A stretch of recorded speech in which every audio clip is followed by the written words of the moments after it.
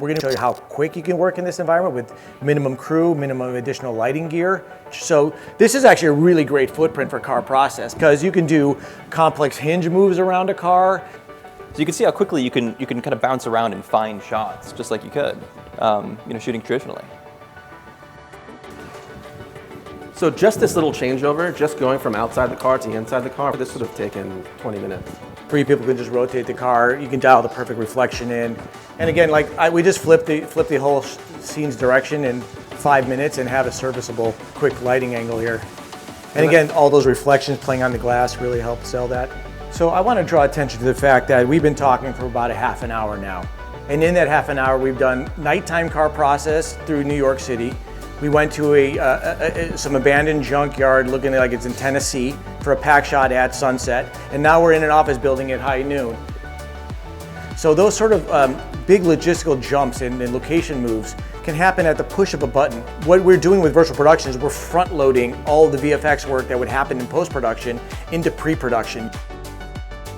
You know, one of the kind of analogies we're also trying to sort of get across is that, when you think about a traditional shoot, right? Like if we were doing that traditionally, right, we'd be scouting locations for an interior of a house, right? We need a great living room in house interior. We need an exterior of an office building. It's not too dissimilar from how we started with this was, we found assets that were good, that had the right bones, right? It's like, hey, this is actually a pretty good place to start in terms of the living room. Let's start with this and then let's augment. Like I feel like we're a kid in a candy store in terms of like being able to grab all these things and start to build these environments out, and you're seeing it happen instantly. We did a music video for Billie Eilish where she's a fallen angel and she falls into this hellscape. And we had to create it for real. We shot at night because we needed to be hell and dark. We had fire effects, there were safety concerns, there was wind issues. And then it's like, oh geez, the sun's coming up, I can't stop the rotation of the planet.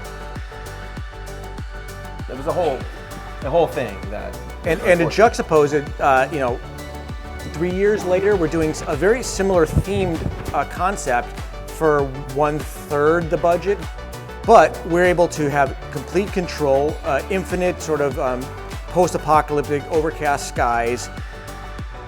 Budget-wise, but also timing-wise, we would never have had the time to do this.